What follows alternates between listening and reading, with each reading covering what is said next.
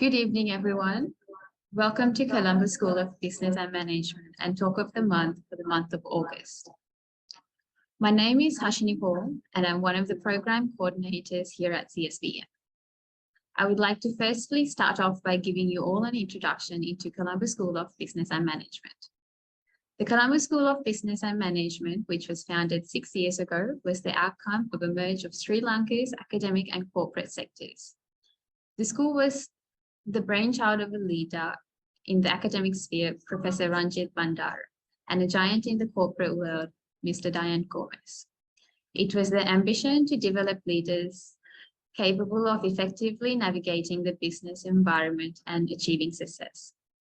In saying that, General Jayawardenepura is our honorary chairman, and our board of directors includes Admiral Ranasinghe, Mr. Samantha Rajapaksa, Mr. Thariluyapa Abewardene, and Mr. Ruwantha Kure. We here at CSBM are continuously striving to provide Sri Lankan people with excellent learning and diversified exposure that will help them thrive in the business world. We offer a wide range of programs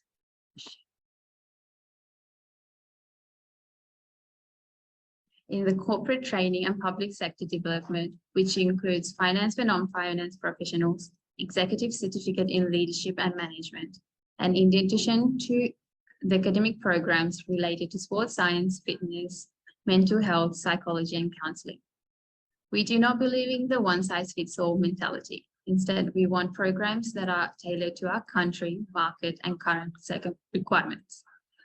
One of our affiliated universities is KIT University in India, which allow us to ensure the highest standard and quality is maintained whilst providing a recognized qualification. And if you are interested and would like more information on any of the programs which are conducted at CSBM, please contact our young and energetic coordinating team. We wish you all the very best in all your future endeavors and hope you will continue to make CSBM your learning partner in the future as well. To continue our program for tonight, I would like to invite the Assistant General Manager at Colombo School of Business and Management, Mr. Pubudu Intathisa. Over to you, Pubudu. Yes, very good evening to Hashini Paul. Thank you so much for such a wonderful introduction of CSBM and also inviting me just to invite our resource person for tonight. None other than Mr. Thasim Rafi, who is a very well-known specialist advisory at PwC Sri Lanka and has worked on several diverse projects in Sri Lanka as well as overseas as well. And Thasim has worked with the Ceylon Chamber of Commerce Academy in providing corporate training programs for the public and private sectors in Sri Lanka. And also, he is a visiting lecturer for digital marketing at the University of Sri Jayawardenepura and visiting lecturer at Colombo School of Business Management and a guest columnist for Daily Financial Times. We all know Daily FT.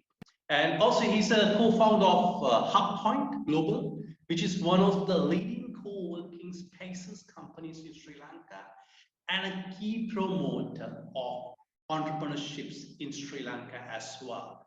And also, Thasim has delivered a keynote speech at Manipal Academy of Higher Education Dubai campus on entrepreneurship and digital transformation, and also has conducted a digital marketing program in Mali, Maldives, organized by NBA Maldives, well-known organization Maldives.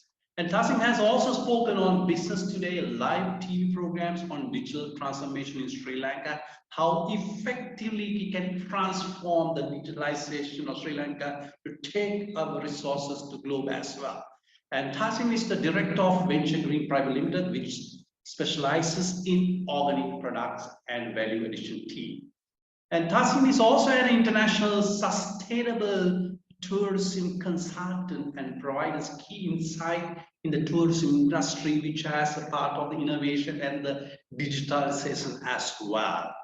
And also, I would like to just add on further on that, Thasim has more than 7 years experience in corporate training and also prominent lecturer as well, and entrepreneurship empowerment, and also FMCG and digital marketing and strategic management, people development, service excellence, disruptive branding and social media management. It's a very, very important area called disruptive branding and social media management, which is a core factor of when you're focusing on development of many areas when it comes to digitalization. And Thasim holds a BA Honors degree in business management from the University of East London. And Thasim has worked with many several corporate in London, where he was part of the East London Business Alliance and worked with companies such as Royal Bank of Scotland, CMS, McKinsey, and Bank of America as well. And also, let me, with all this insight, all this knowledge of wisdom, so we are so proud and glad as Colombo School of Business Management to invite Mr. Thasim Rafi to address our talk of the month of August on behalf of our participants who are eagerly connected through our Zoom platform, well as Facebook and also YouTube platform as well. So once again, it's my privilege. Let me warmly welcome Mr. Thasim Rafi to deliver the talk of the month under the belt of innovative and creativity for the corporate world during the challenging times. That's a tag that we're going to discuss this evening. So my honor to warmly welcome Mr. Thasim Rafi to deliver your presentation on behalf of our professional leaders one year. Thank you. Wish you all the best, Thasim.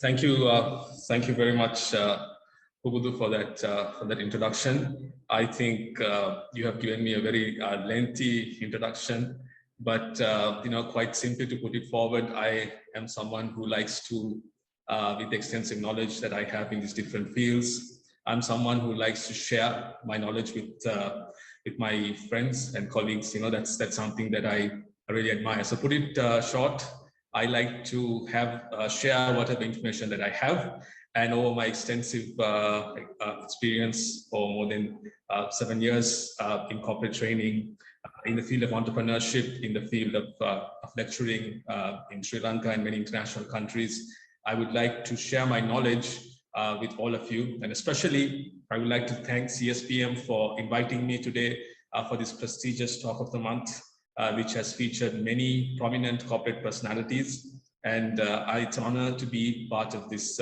program. And the topic today is obviously something that is pertinent and something that's very important for all of us, not just in our corporate lives, but it's also in our personal lives. And that's why I love to talk on this topic of innovation and creativity, which is a very important and pertinent topic in this challenging context where our economy is going through very difficult times. And that's something that I would like to share in the next hour or so about how we can use innovation and creativity to counter and to go forward during these challenging times. So let me start off with my presentation so that I can elaborate more on this wonderful topic. Right, so I hope you all can see my screen. Great. So, like I said, this topic of innovation and creativity is something that I have been talking about for more than 3 years now because of the thorough importance of this topic of innovation. Because innovation is something that constantly evolves and constantly changes, right? It's not something that is stagnant.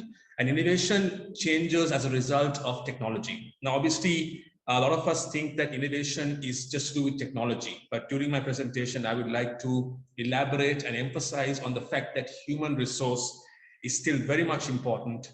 And it's not just technology that drives innovation, but it's our human capital that drives innovation as well. So it's a broad topic, and it's something that we need to understand if we're going to go forward. And it's not just about technology, and I will explain why. So normally before I start my talk on innovation, whether it be for my corporate programs or for my lecturing, wherever it is, I normally ask the participants, since we're having a virtual platform, I would like to also make this a very two-way communication where you can interact with me. If you have any questions, you can please switch on your mics and you can ask me questions, because I don't like to have a one-way communication. I like to interact with all of you. I'm sure most of you are from the corporate world and well-established. So I'm sure you will definitely have a lot of questions. So please feel free to ask me any questions during my presentation. So I would like to ask a question now, because before I give the definition of innovation, I'd like to ask,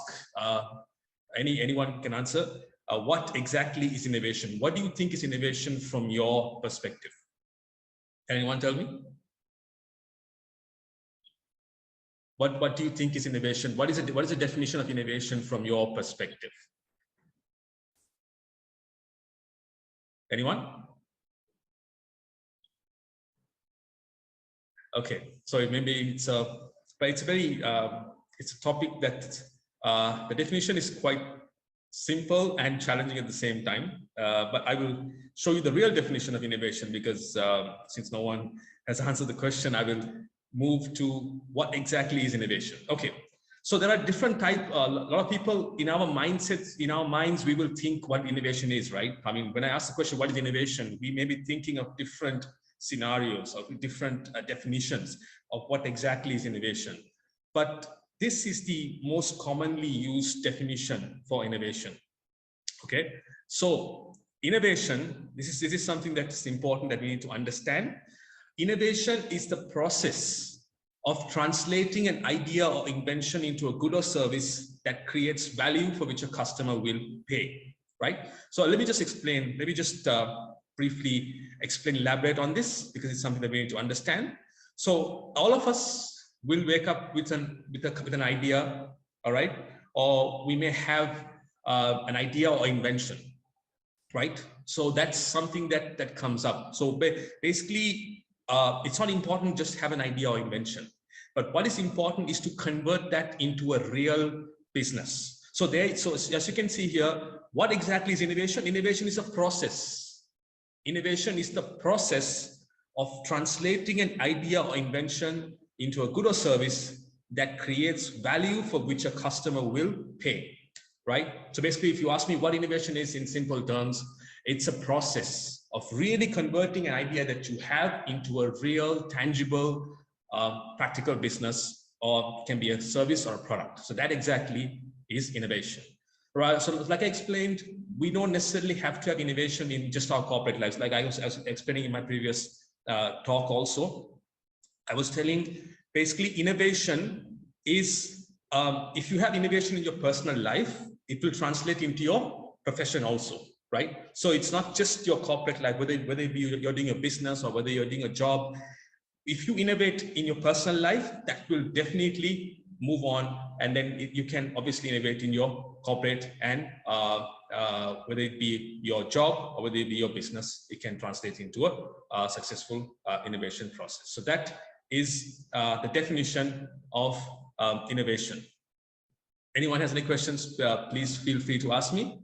You don't even need to raise your hand or anything, just switch on your mics and ask me, because I want this to be a very interactive session. Okay, so creativity. Okay, so we spoke about innovation. Okay, I gave you the definition of innovation. Now the topic today is innovation and creativity. All right, so most of us, if I ask you now, what is the difference between innovation and creativity? Okay, innovation and creativity both are very similar words, right? They're very similar words, but they have a very distinct definition, okay? Now, like I explained, creativity is thinking up new things, okay? Creativity is thinking up. You can think about a new idea, think about a new innovation or a new invention or an idea. So the creativity is basically thinking of something, right? Thinking up new ideas or inventions. So that is creativity. But innovation is doing new things, right? So there's a clear definition here. Creativity is thinking up new things. Innovation is doing new things. The key word here is, I want to highlight here, is doing those things. So like I explained, innovation is a process. So doing is a process. So innovation is actually doing what implementing an idea or invention that you have. This is a very good definition, and which provides a clear definition which is distinct. Creativity and innovation, the two definitions. Okay, so it's very unfair to do a program without mentioning a quote from this man. Okay, doesn't need an introduction. Steve Jobs, who I would say is the father of innovation. He is someone who, if you talk about innovation, it's really a crime not to mention about Steve Jobs. Now, let's look at what Steve Jobs says about innovation. What does he say about innovation? Innovation distinguishes between a leader and a follower. It's very important to understand this, right? So you either want to be a leader or you want to be a follower. I'm sure most of us want to be a leader rather than just to be a follower.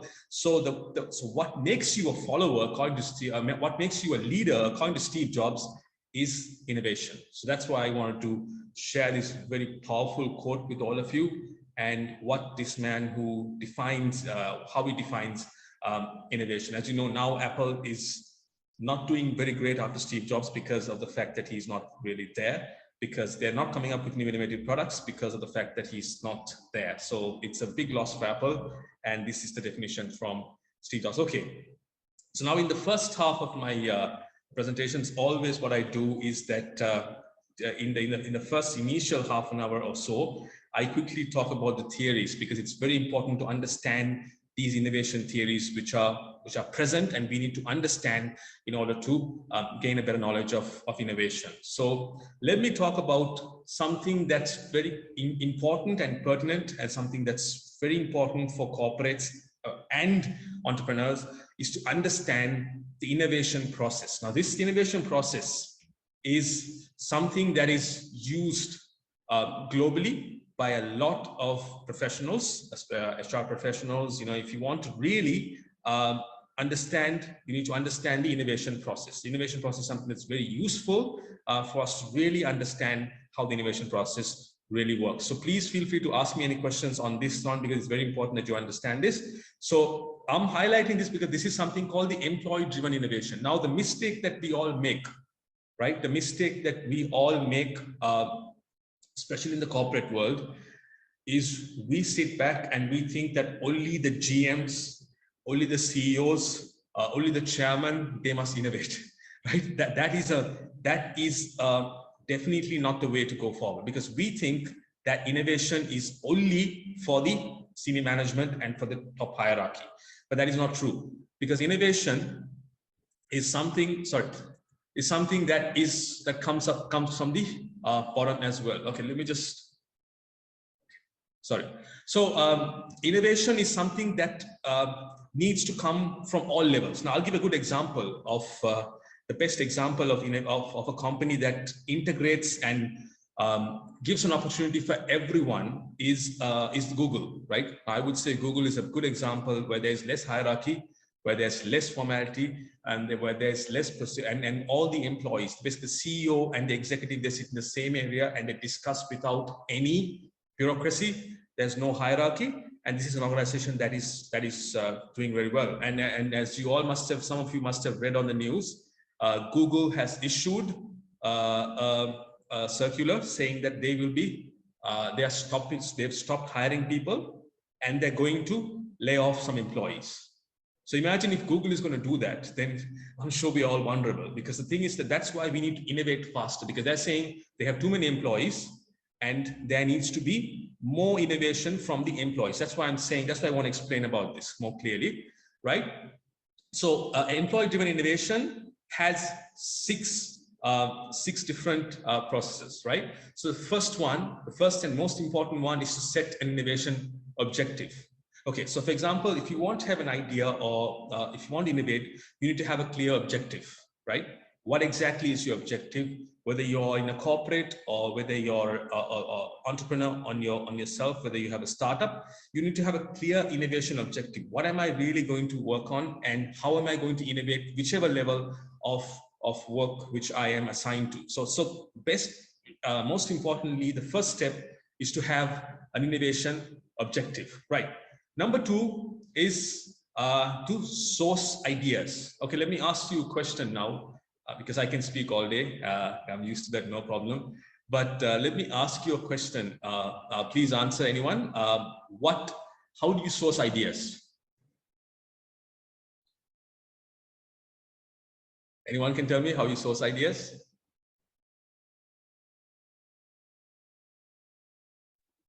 Creating open culture.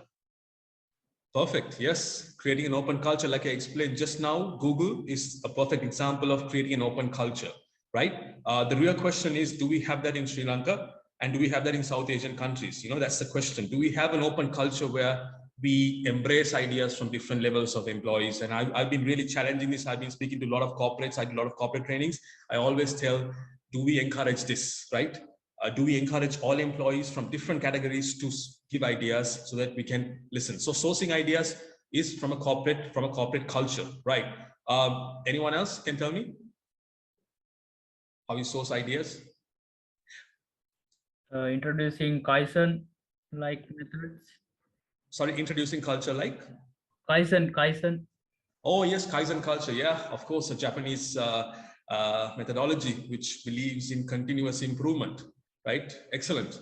So there you go. That's also a good way to make sure that your employees continuously improve and innovate. So yeah, so excellent. So those two great suggestions. So sourcing ideas can be via two platforms, right? One is primary and one is secondary. So the most important and the most common form of sourcing ideas is to have a good sit down with your employees from all different levels and to come up with brainstorming, right? So that is one of the best ways to source ideas. But there is also nowadays with technology so much, we can also source ideas from secondary sources, right? For example, case studies are a very important way. And now I'll be sharing a nice case study also on Uber, because we can look at companies which are innovating and read more case studies to understand about these ideas. And then since we have a global exposure with social media and with internet access, we can definitely source ideas from similar companies who are doing great in terms of looking at case studies. Okay, so sourcing ideas is number two. Number three is, okay, now like I explained, we can source ideas. We can source ideas from various sources and we can have a bundle of ideas, but you need to identify the highest potential ideas. I'm explaining this because this is something that's used by a lot of companies in this innovation process, right? So identifying the highest potential ideas. How do you identify and evaluate the highest, how do you evaluate and select and identify the highest potential ideas? Okay, so basically you need to identify them based on a criteria, like most of you all explained, do we have an open culture, and also based on certain KPIs, and also based on certain obviously you can identify them, and that's a problem nowadays, right? I mean, identifying potential ideas, it really goes to waste because of the culture.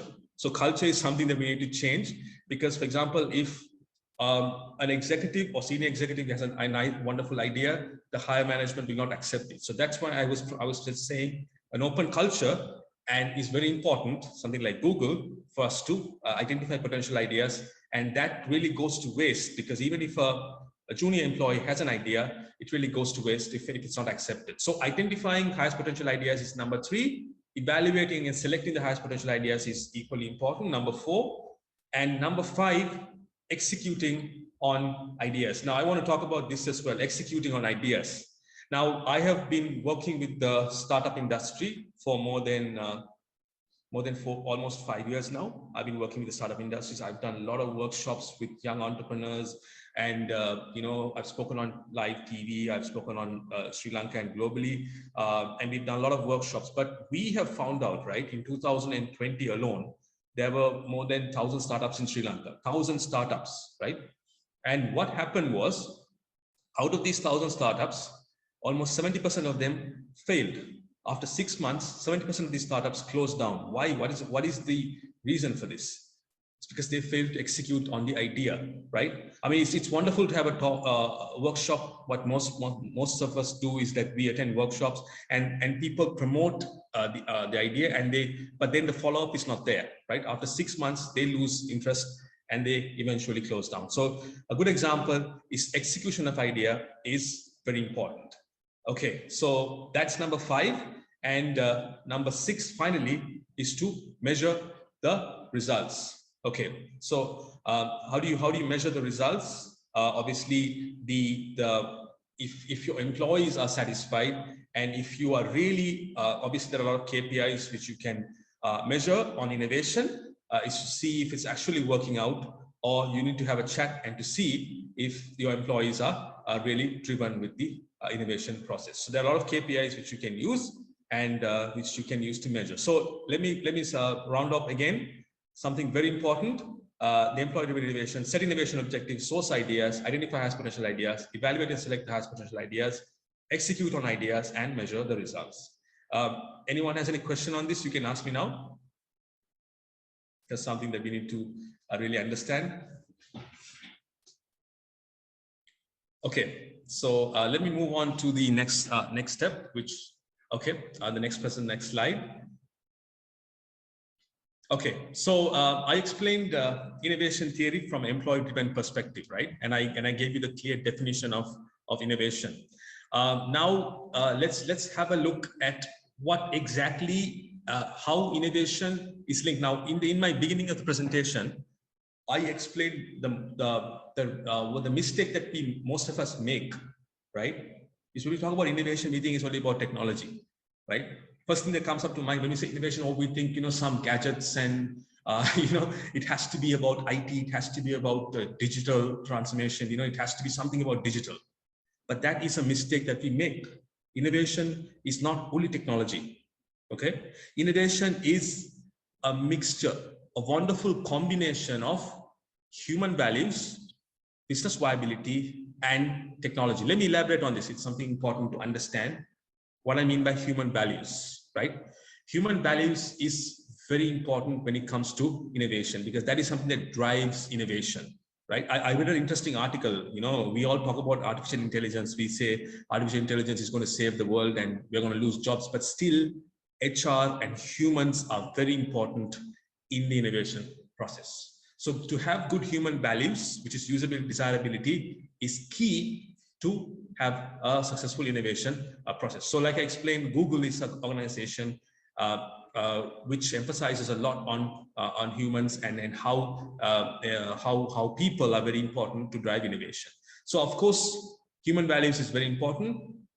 Technology, like I explained, let me come on to business viability and how viable a business is, basically. So we need to understand innovation is not just about the human values and technology. It's about how viable the business is, right?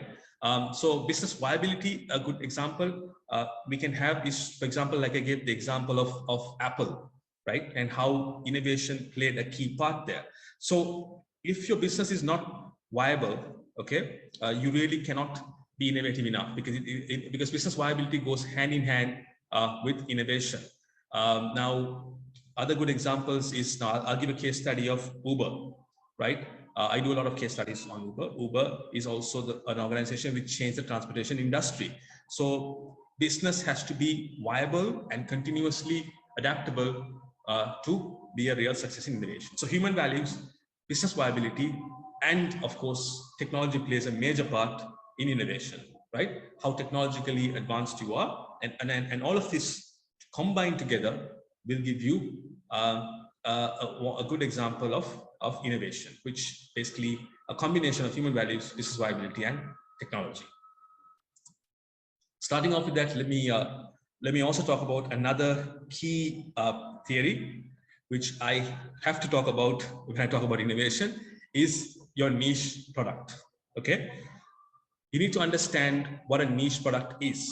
Okay, so your niche, for example, the best example that I can give of a niche product is the Apple iPhone, about how they made it a niche product. Okay, so here it's a combination of other people's needs and your uniqueness, art. Now we need to understand the difference between a need and a want here. Okay, so basically a need, you need to understand what other people need. So why do people, for example, the iPhone, understood that people need the iPhone in order to enhance their prestige. For example, people drive a Tesla car, or people sometimes get a niche product, like, for example, to enhance their prestige, so that identifying other people's needs and your own uniqueness in creating that product and service gives you your niche product, which is very important for innovation. So I normally give this example about how innovation and creativity works, is that you can stand with the crowd, okay, or else you can stand alone and you can think different, which Steve Jobs says. I give this example of a group of sparrows, and this one here is thinking different and from a different perspective. So you need to always, it's good to have teamwork, but it's always good to always think different from the rest of the crowd.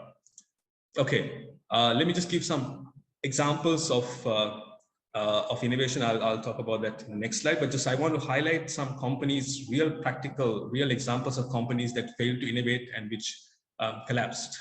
Okay, so as you can see here, Yahoo, what happened to Yahoo? We all used to have Yahoo emails. What happened now? Google has taken over completely. What happened to videos and cassettes? Gone. Netflix changed the entertainment industry. Good example of disruptor.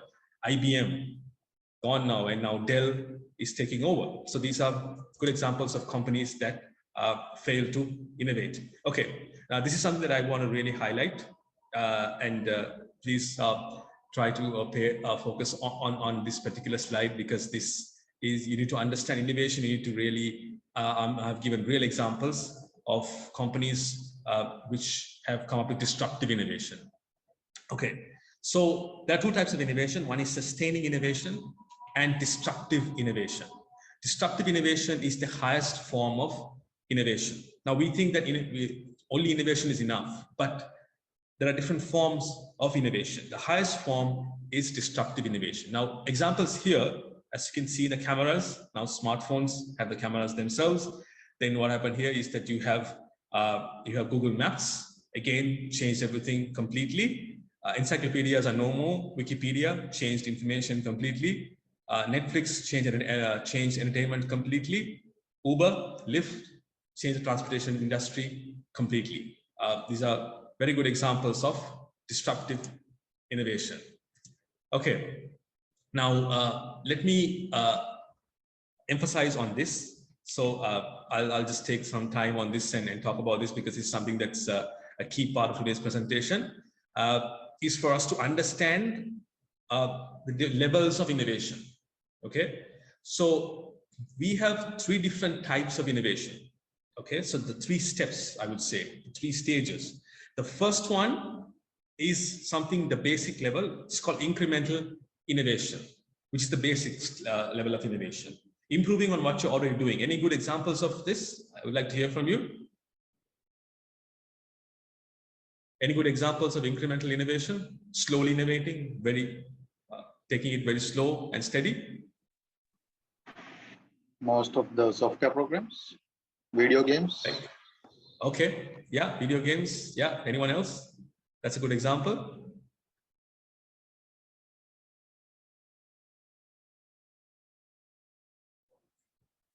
Yeah, I would say that a lot of examples, for example, in the automotive industry, the cars manufacturers, smartphone manufacturers, although there are a lot of innovations coming up, but there are step-by-step processes. Garments, for example, where there is innovation, but it goes on stages, right? Telecommunication industry, all right? So there are ways in which you slowly, automotive industry, I would say car manufacturing is a good example, right? Where you innovate, but it goes very slowly, okay? Then you have the next step is radical innovation. This is something that we need to really understand, okay? So what is radical? We talk about incremental innovation. What is radical innovation? The next step of innovation. What examples can we think of when it comes to radical innovation? I can give the definition, but I just want to hear from you. Yeah, it's Uber, Pick Me. Yeah. Radical innovation, yes. A new product, process, service that can replace an existing one. Yeah, Uber Pick Me. I would say that that's a radical innovation, because it's a new product or process. Sorry, pay here. Yeah, Pay Here is a good example because it's changing banking completely. So something that comes up completely new. For example, I would say the Apple iPhone was also good because it's a new product. Okay, it was in the smartphone phone category manufacturers, but at the same time, it was something that changed everything completely. Yes, I've got a chat here saying Daras. Yes, Daras is a good example of how e-commerce changed everything, right? So that's radical innovation for you. So it can be a new product, a process, service that completely changes an existing one. Now we come on to disruptive innovation, right? So sometimes a lot of people get confused. The difference between radical and disruptive. It may sound very similar, but what exactly is disruptive innovation?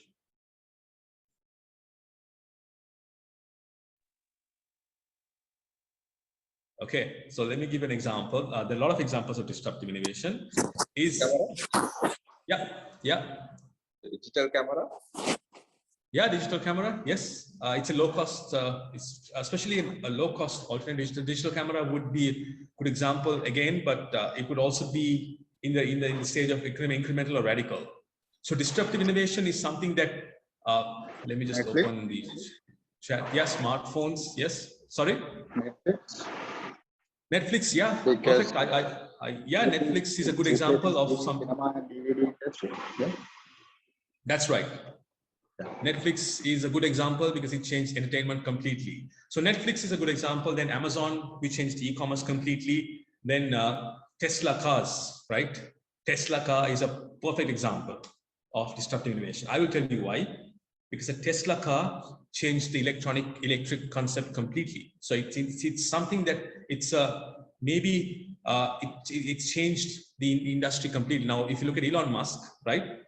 Elon Musk has a wonderful way of branding. I've listened to his talks. I'll play a small video of Elon Musk also in the latter part. Is that when he promotes Tesla cars, right? He never says Tesla car is faster than BMW, better than Ford, better than Toyota. No, he never says that. What does he say, Elon Musk? Elon Musk says, if you're driving a Tesla car, you're saving the world. Okay, so he's not using the car; he's using the broader picture. He's using he's saying if you're driving a Tesla car, less pollution, less carbon dioxide, you're saving the world. So there you go. That's powerful marketing for you, right? That's powerful branding. He's using the broader picture. Most of us, what we do is we try to sell the product or service. We only sell the product or service. But the real marketers, the real geniuses, they don't sell the product or service. They sell what? They sell the entire experience with it. That is the highest form of branding and marketing. It's not to sell the product, but to sell the experience and the entire industry. And if you do that, then you're promoting your product also. So that's a good example I would give is of a Tesla car. Right. Anyone has any questions on this? If you have any doubts or if you're confused about the different forms of innovation, you can ask me. I will tell the CSBM team to share these slides with you, which will be very useful for all of you. I don't mind, you can have these slides for your later reference also, because this will be very useful in whatever stage of your career for you to have a look. Okay, so before I go to digital transformation, I would quickly like to play a small video.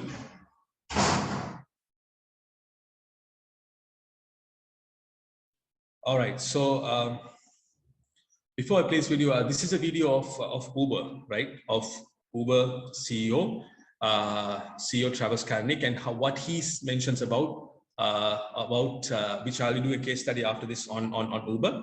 Just wanted to show a video about what he says about innovation. Uber is one of the world's most disruptive companies. The ride-sharing service this month celebrates its 7th anniversary. That's right, 7 years. Since 2009, its growth has exploded. Uber has more than 160,000 drivers in nearly 400 cities. The company is valued at upwards of $60 billion. Co-founder Travis Kalanick is now focused on the road ahead. We had a wide-ranging conversation and explored what drives his ingenuity. you have developed this at least profile of a young man in a hurry. I mean, Well, look, you know, with all the rough elbows that suggest. You know, I think it's how should I put it? We look at all of the cities and the hundreds of millions or billions of people that live in cities around the world, and we know that the transportation systems there are just not, they're not serving everybody's needs. I mean, even here in New York with a great mass transit system, there's still 2.5 million cars going over those bridges every day. And so we just believe we can help the city do better. I guess most successful entrepreneurs are not waiting for it to come to them. For success and not waiting for progress.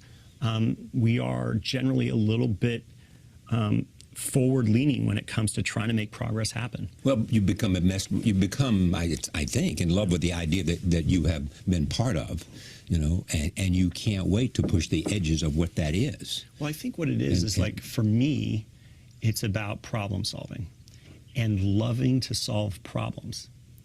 And so if you are passionate about solving problems, sometimes I just like to describe this as like, imagine a really great math professor with no problems to solve, right?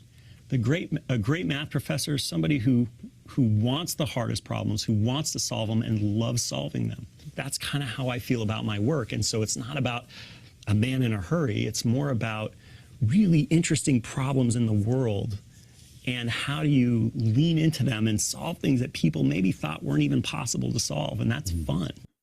Boy, in 7 years, a $65 billion company, changing transportation, changing around the world. China, he's the second biggest company of its kind in China. Wow. They say sometimes the most successful American tech company in China. Yeah. With all kinds of possibilities. And he's a hard-driving guy. Yeah. More with... So just wanted to share that video about Travis Kalanick, who's the founder of Uber. So as you can see from what you can take from that video, the key point that I took from that video is that he says how the Uber was founded, right? He says that Uber was founded because there was a problem with a lot of traffic. So they, what most successful people who are innovative, they think is that they look for a problem and they look at solving the problem. So the money came later. For first 5 years, they didn't make money, but money came later. But he looked at a problem and providing a solution. That's the real success. Most of us, when we want to do something or when we think of starting a business, what we do is that we try to focus on monetary gains too early. That's not how it works.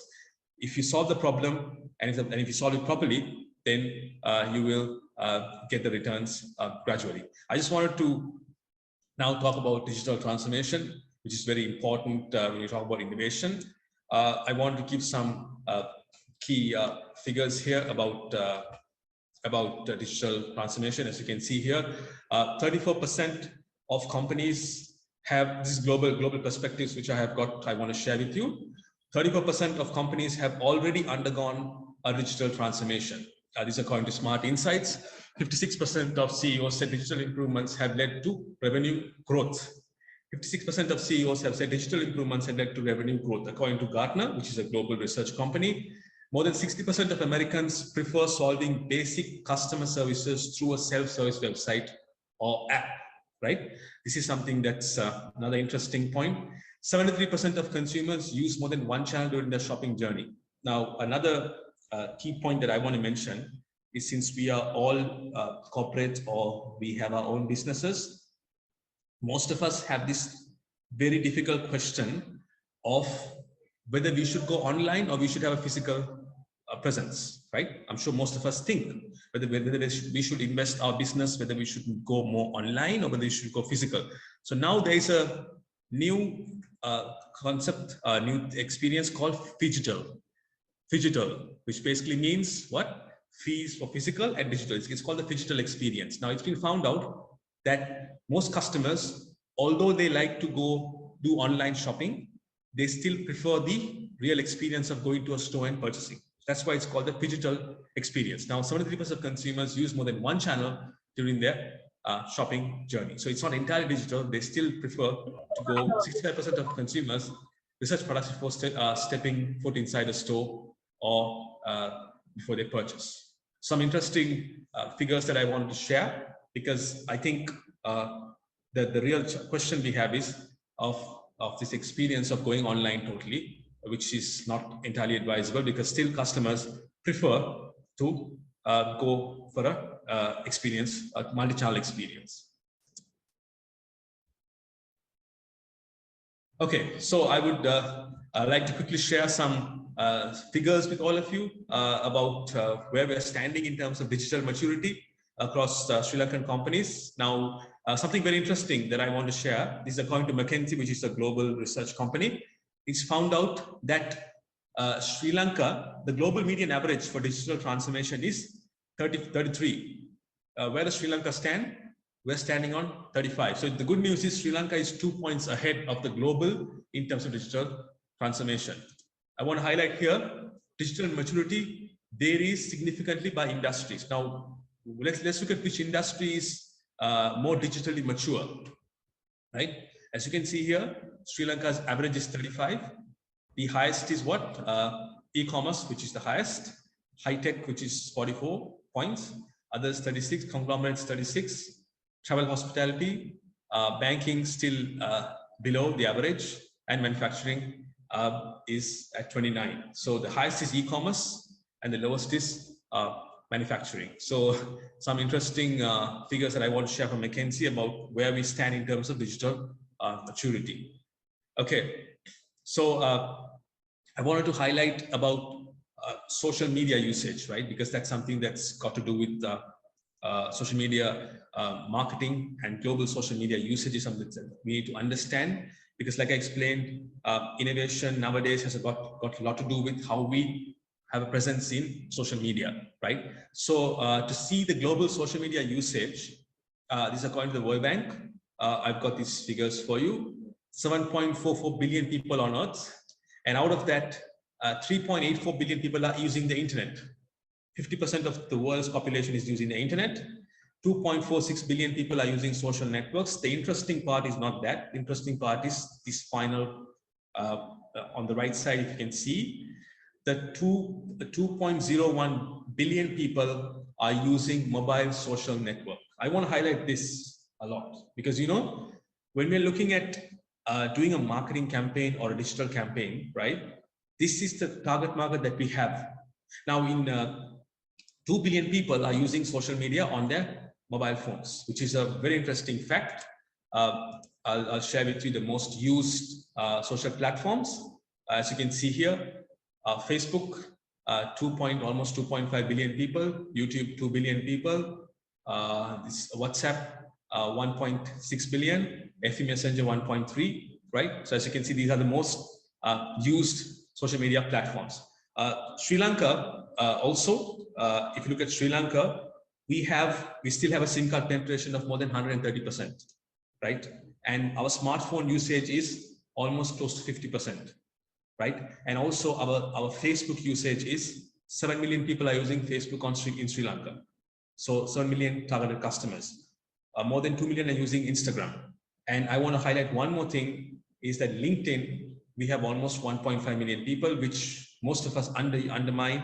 It's an excellent social media platform, which is fastly becoming popular, and that is almost 1.5 million people, right? So I want to highlight about quickly about digital and traditional marketing, right? Because I want to really highlight the importance of the difference between the two, right? Now, most of us, you can see here these figures which I have got. To do a traditional marketing campaign to reach 2,000 audience, the same audience you want to reach, right? You're using, look at the expenditure here. This is in dollars, which I found. $150 to broadcast, $20 for newspaper, $500 for magazine, $900 for direct mail. This is the cost to reach the same 2,000 audience. But here, as you can see here, 2,000 to reach 2,000 people, so digital marketing, $50 for search, $75 for social networking. So I advise a lot of corporates when I do my programs also, that these large exhibitions that people do, are they practical enough? Because people who come to these exhibitions they're not direct customers. Now, with social media, you can target those customers directly and you can do a personalized service also. Well, personalized marketing has gone to another level now because now, as you can see, our information is widely available. For example, 2 days ago, I was speaking to a person, a client of mine, and then I was speaking to him on the phone, and the next day, I get a Facebook suggestion that this person is add this person as a friend. Is my information really personal? No. That means that Facebook has direct access to whatever I have, and that is the scary level of marketing that is coming up now. They know exactly what you want, and they know exactly the personal level. It's come to that level of marketing. That's how digital has transformed. So just wanted to highlight some figures about social media quickly before I go on to the rest of the slides. 97% of top global brands have a presence on Facebook. 90% of top global brands have a Instagram presence. I want to highlight here. As you can see, Cristiano Ronaldo, most of you all know him, obviously.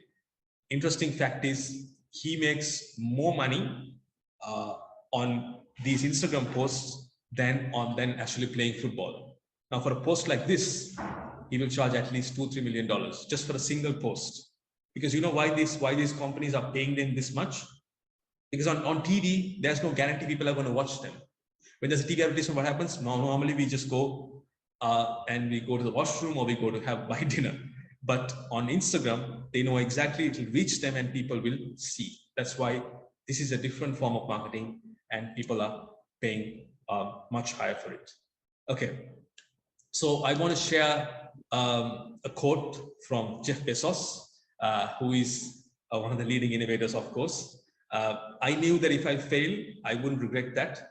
But I knew the one thing that I might regret is not trying. So that's according to Jeff Bezos, the Amazon founder and CEO. He says that he wouldn't regret that if he failed, but the thing that he would regret is not trying.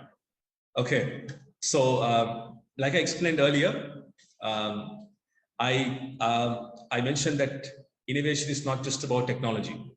It's more about human values also, right? And that's why I'm going to go a bit into more about psychology a bit more, right? And we need to understand this to become more innovative and creative, right? So there are two mindsets that most of us have. Okay, 7 billion people in the earth. Either we have a fixed mindset or we have a growth mindset, right? I just want to highlight about this.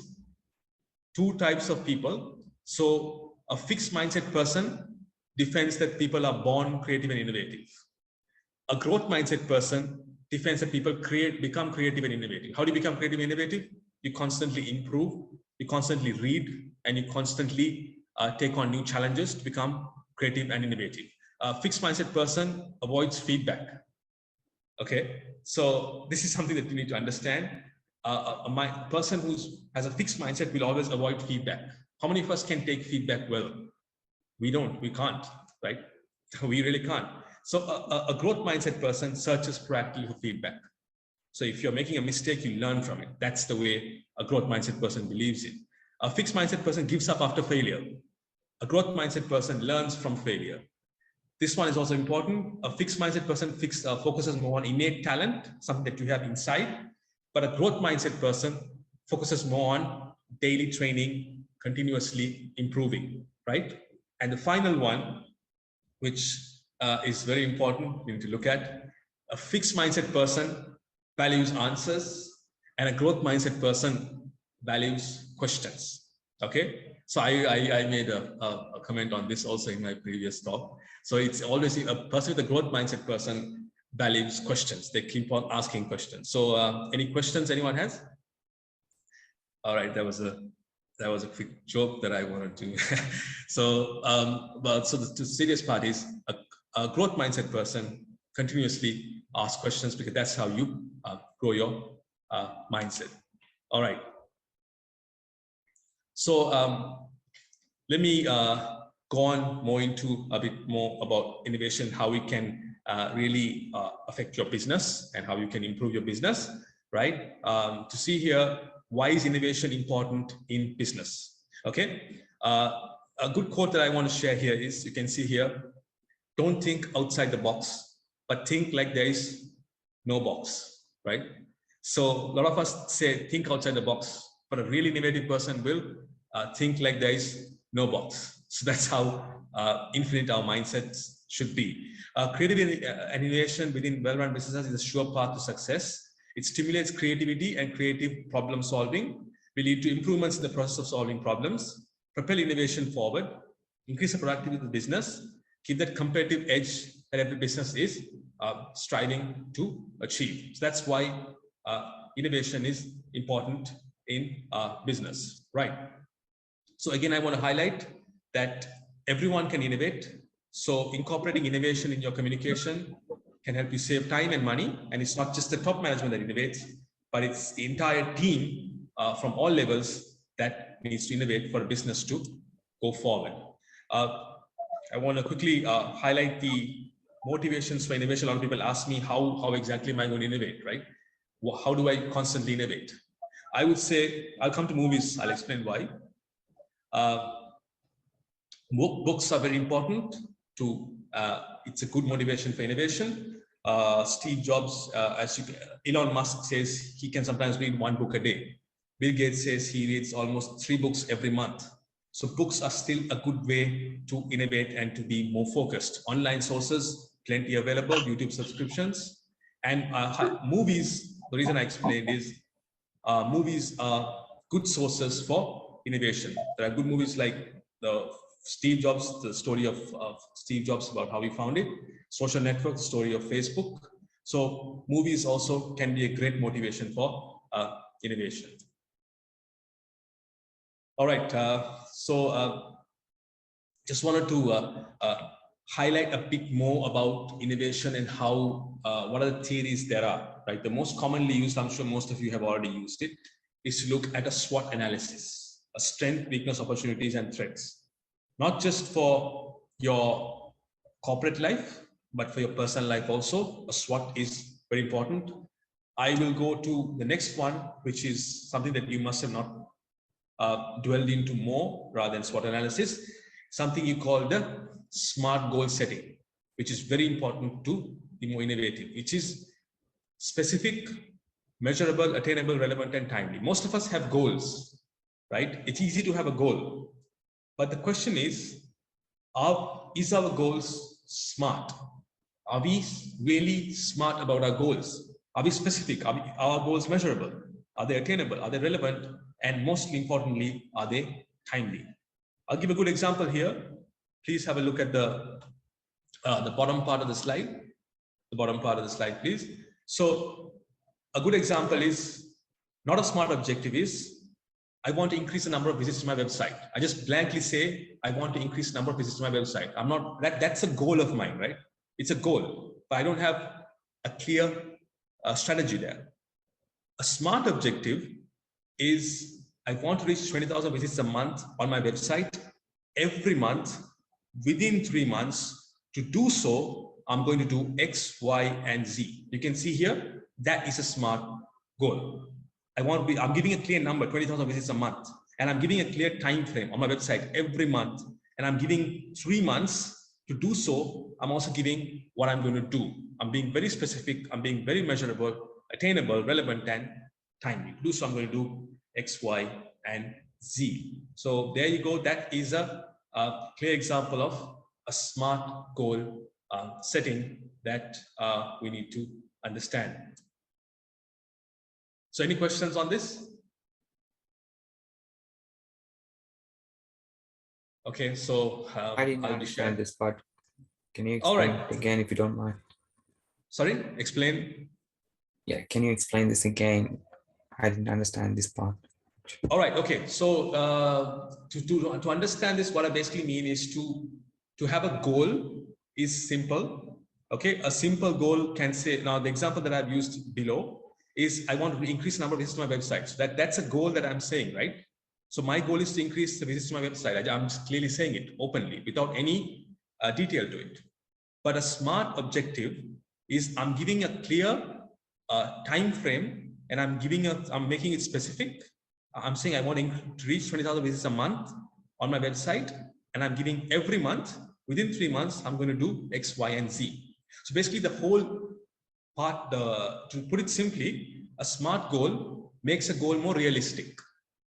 Okay, it makes it more practical, and it makes it more realistic is the word for that. So I'm giving a clear a definition to it, and I'm making it more achievable. Is it clear now? Yeah, cool. All right, great. So I'll be sharing this also with you, so you can always feel free to ask me any questions. So that is a SMART goal, which is a key component when it comes to theories about innovation and creativity. Okay, so normally when it comes to innovation, like I explained, it's not, innovation can always be a state of mind, right? It's not just innovation, we think it's not about technology, but to put it simply, it can always be a state of mind as well. As you can see here, simply put, what these two gentlemen are doing here, as you can see, one is holding the umbrella during a rain and he's wasting water, and the other one is holding the umbrella upside down and he's saving water. So innovation does not have to be completely about technology. It can be a simple mindset that we have, and innovation can be is a state of mind. Okay, another good image that I always use to explain is you can see here during a flood, there's a heavy rain, and there are four gentlemen, as you can see here. Look at the body language of these three gentlemen here. Their face is, they're dull, and they're holding an umbrella and they don't know how to use it, and they're drowning clearly. This gentleman here is using the umbrella as a boat and he's going forward. So another good example of innovation and how it can, it's a state of mind. All right, I just want to quickly elaborate on this part. Now, since most of us are curious about the future, right? And since we want to understand how innovation will play a part in the future, during my interactions as a consultant for PwC, working with a lot of global companies, my interactions as a corporate trainer, working with a lot of global companies and a lot of organizations, I would say these three are the most prominent and industries which have the most potential. They've already grown and they will be the future, and there'll be more growth in these areas. So I will explain a bit more. These three are the key industries that are the future. E-commerce, as you know, already has achieved a lot, and it's an industry that will continue to grow. Big data analysis, if we haven't embraced on this, or if we don't understand this, I think it's very important to understand about data mining.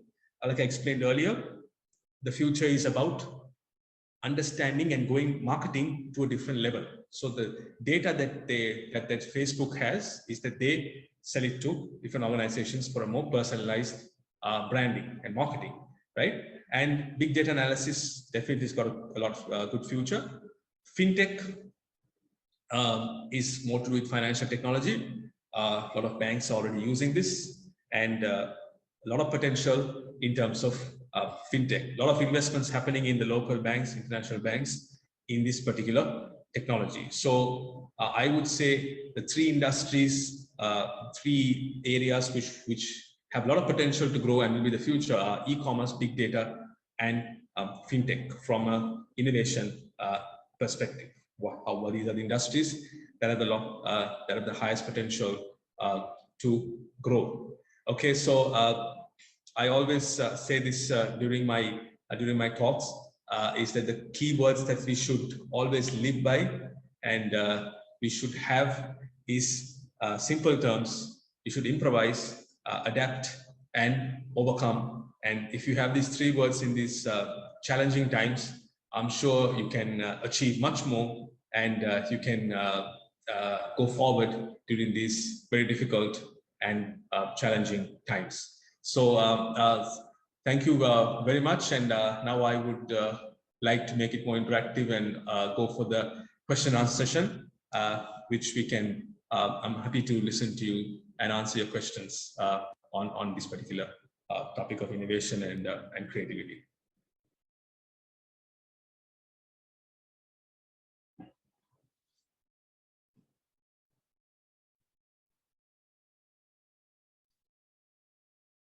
anyone has any questions, I can allocate another 10, 15 minutes for this. Hi, Thasim. Hi, yes. My name is Ahmad Yusuf. Hi, Ahmad. Hi. Regarding your last slide, improvise, how would you suggest large corporates to improvise during this financial turbulent times that we are facing in Sri Lanka? I would like you to specifically target on the improvise section. Okay, that's a very good question by Ahmad. Thank you very much for that. You're from which industry? I'm from the insurance industry. All right. Okay. So insurance industry, I would say it's a very industry that I was also part of some time back. So it's an industry that needs continuous improvement. So let me just briefly, in general, explain about what improvise basically is. So improvise is a constant way of innovating, right? So more than adapt and overcome, improvisation and innovation go hand in hand. So during these particular times for Sri Lanka, what we need to focus on is we need to focus on continuous improvement and improvisation. And to do that, like I explained, if we understand about how we can innovate using the theories that I have mentioned, I'm sure we can go forward. I mean, you really have to see about now, for example, your particular industry, does it fit into incremental innovation?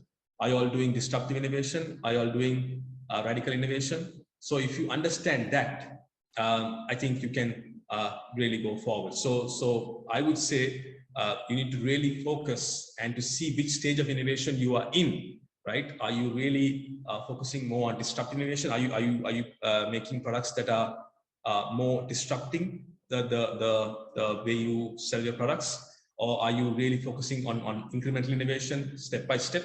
Or are you really looking at ways which can disrupt? So in the insurance industry, are you looking at ways in which you can target to customers using digital platforms? And are you doing that effectively? So like I said, you need to really identify which stage of innovation you are in currently. So I would say radical innovation is still that's something that's being implemented in terms of digitalization. More your insurance industry is targeting more customers using digital platforms, but to see if you can do disruptive innovation would be a good way, and that would be a good way to improvise as well. Did I answer your question? Do you have any more? No, thank you very much. Thank you for the question, Ahmed. Thank you. Anyone else? I would like to hear from different industries since we have a lot of participants. Yes, please. Yeah, can you cite some examples now? Okay, we are now categorized as bankrupt country. Yes. There are another 6-7 countries in the globe. What the businesses in these countries, what they really have done, what kind of innovation they have done for the survival? Because now we are clearly passing through the inflation and another few more shocks to come. So then after that, the next step is definitely the stagnation. And then if we don't get our house in order, then the crash. So then yes. What's the businesses in those countries really have done? What kind of innovation they have come to combat the situation? Okay, that's a very good, Mr. Kamal. So you're from which industry? You're from? I'm in banking. All right. So in banking, like I explained, have you already implemented a lot of fintech, financial technology?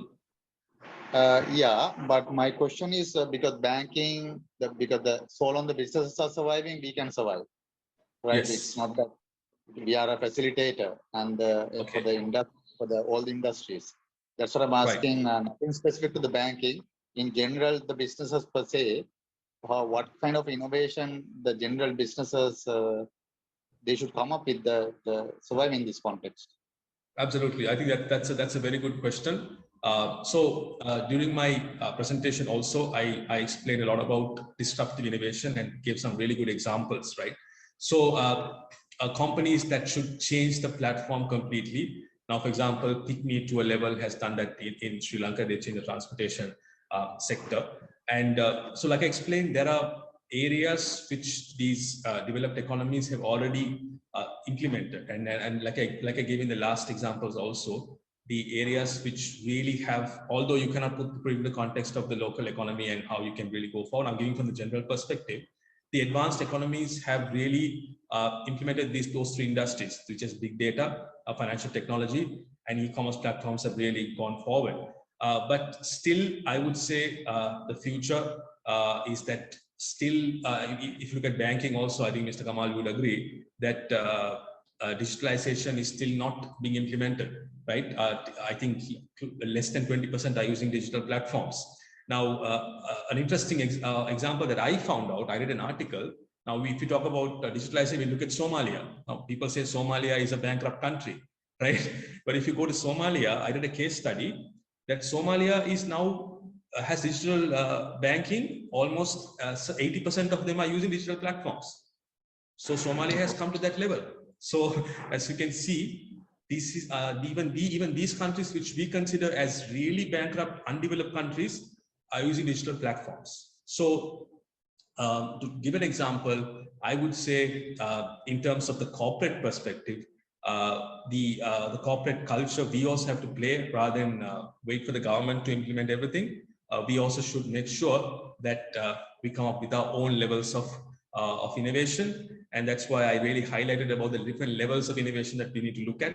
And we need to really up the game. If you're in incremental innovation, we should go to disruptive innovation in whichever sector that we are already in. So I would say that big data, e-commerce and fintech have got potential, but definitely the startups have to pick in, and we need more disruptive innovative companies like PickMe to start businesses in Sri Lanka. Not just PickMe, right? I mean, we really have good companies. Like example, I can give is of a company called, how many of we have heard of a company that is making simulators for the US Army in Sri Lanka, right? And that's also a company, an IT company, IT BPM industry, right? Now we did a research from PwC, we work with /com engineering research. The IT BPM industry, massive potential. It's going to go to a $5 billion industry. So we have a lot of potential in IT, right? Now we think that only India is the hub of IT, but not really. Recently, Virtusa, our own company, purchased an Indian company for $200 million. So a lot of potential in IT. We are not only call center company. We have a niche. Now, for example, we have some excellent artificial intelligence companies in Sri Lanka. We have a lot of companies which are in the IT sector, e-commerce. So I think that industry also has a long way to go. IT BPM industry is definitely the future. And I would say industry-wise, we should focus more on upping the innovation game for us to really go forward. Thank you. Thank you, Mr. Mala. Anyone else? Any questions? I would like to hear from other industries, which is very exciting, so that I can suggest some ideas.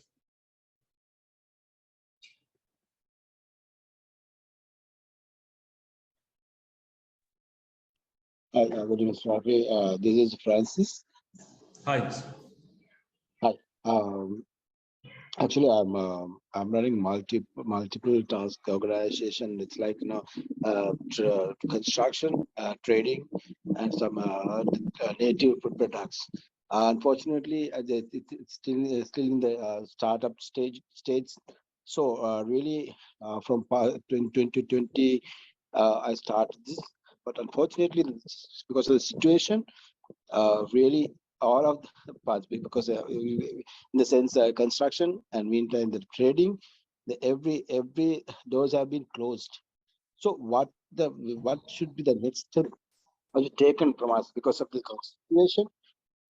We are really we are really afraid to invest on further business. So what would be the your advice for us like that, to take over this, to overcome for the situation for this company? Okay, so you're particularly invested in the construction industry, is it? Yeah, construction and trading. Mainly, I'm into actually fruit products, the native fruit products, in the sense now I'm an idea to export the cashew nuts, and okay. Likewise. Right. So I would say that's a very the construction industry is a very tricky industry, especially because it's got a lot to do with the current economic context also. But you can always never say never, because always there is a way which you can overcome these challenges. But I think construction industry also has potential, because from my interaction, I'm saying that my experience, a lot of construction industries are going into the Maldives also, because they see a market there. So maybe a good way to bring in US dollars also, because since our country is not being great, there are a lot of companies which are trying to establish there, because the tourism industry is growing there, and maybe with resort development also. So if you're in the building material industry, I think there's a lot of potential in the export sector also. But with the that has got a lot to do with the import restrictions that are currently taking place. But I hope that there will be more positive outcomes there. But in terms of your fruit export industry also, I would say the export industry would be pretty much, especially the fruits, there's a lot of potential. And with the I think there could be more innovation in terms of value addition, right? My advice I would give is, I met a leading packaging company in Sri Lanka, an interesting gentleman who is doing value addition, right? I'll give a good example. Now we export cinnamon to, we are one of the largest cinnamon exporters in the world. But Mexico, what they're doing is, Mexico is purchasing our cinnamon and they are selling at 6 times the higher price. I'm sure you must be knowing this. Mexico is purchasing our cinnamon and they're selling at 6 times the price. What are they doing? They're doing innovation, they're doing value addition. So they're basically purchasing raw cinnamon from us and they're selling at 6 times the price. So why can't we Sri Lankan companies do value addition? So a massive gap in the, especially in the fruits and vegetables industry, manufacturing industries, we lack in value addition. So value addition is definitely a must. And if we just do the packaging a better, we add the word organic, and we do a bit more investment on that, we can make 3 or 4 times more profits using value addition. So innovation is a crucial aspect in that industry. And I'll be happy to link you with that gentleman who is into packaging, who is looking at incubators also for your industry. So please contact me later. I will try to introduce you to him as well, because I think he's nurturing all these young startups, businesses, especially in the manufacturing industry, to cater them for with value addition. Thank you very much. Thank you. Thank you, Mr. Vance. Anyone, any more questions? I don't know how much time I have. Pubudu, do I have a lot more time? Actually, Mr. Rafi, there are about another 5 minutes left, because since participants are quite interested about your particular topic, so it's going on very well. Hats off to participants as well. So basically, there are about 5 minutes left. So I hope that it's a good opportunity to have a broader discussion on this particular area, to have a greater knowledge. That's what I'm looking forward. I can even go a bit longer, but I don't know about the others. But please feel free to ask me any questions. I can give you, I'll try my best to give advice on the particular industries that you all are from. I'd like to hear more from the other participants, which industries you all are, and any advice that I can give.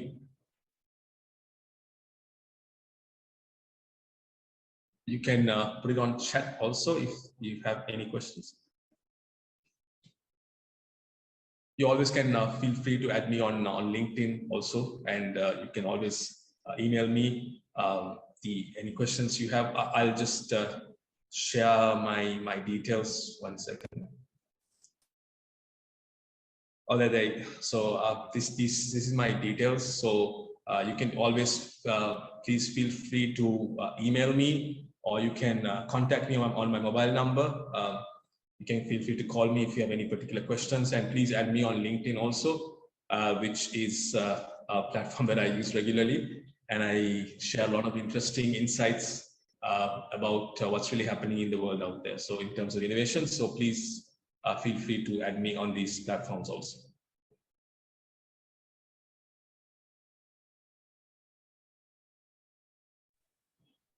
If there's no further questions, what we can do is we can invite Ms. Rashana Lieneke to take this situation or this current status for her to do the vote of thanks.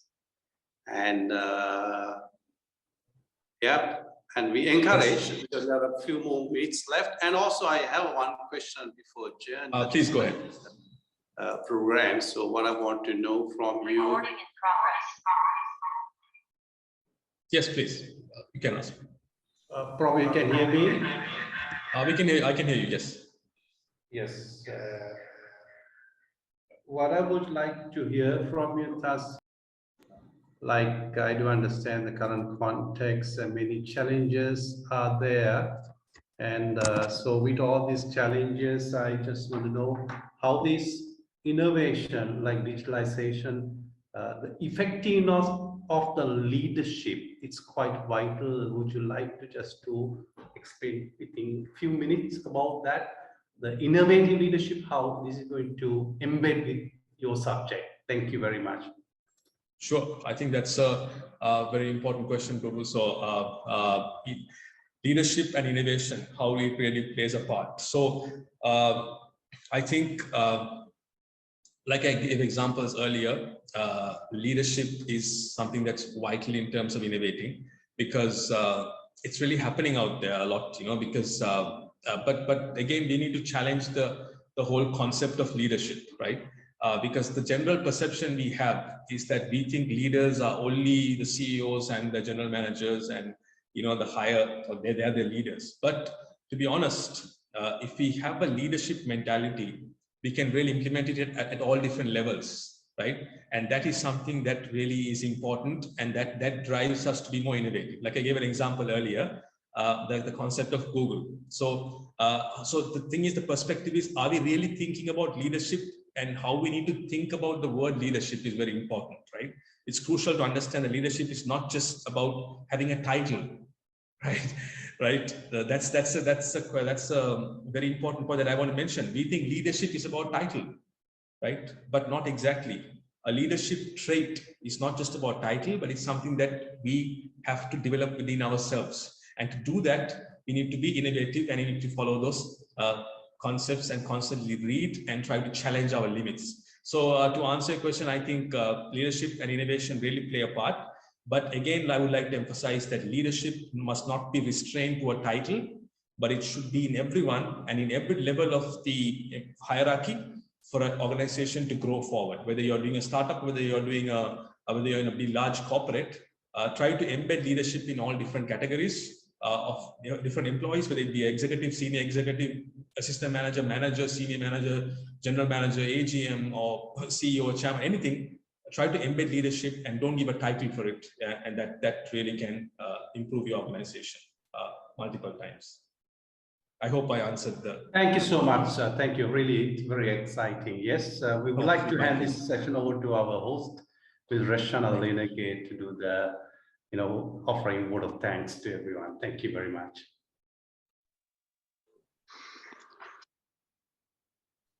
Hi, everybody.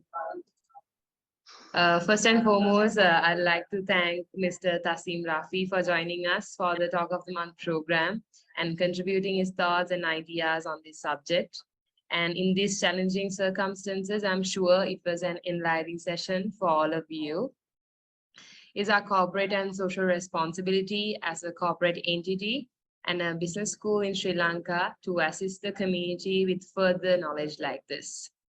I'm convinced that the session was informative, and Mr. Thasim's words provided an in-depth understanding of innovation and creativity, and I hope that it will assist you all in the near future. I'd want to thank Mr. Thasim once more for joining us and making this happen. In addition, I'd like to express my appreciation to all of the participants who collaborated with us to make it a spectacular event. I hope to see you all next month for another amazing session. Take care and stay safe until then. Bye for now from CSBM. Thank you, Rashana. Thank you everyone for your valuable time. And I hope to connect with you all very soon. And wish you all the best for your future endeavors. Thank you very much, everyone. Thank you, Mr. Rafi. Thanks a lot. Thank you very much, Rafi. Thank you. Good evening to everyone. Thank you.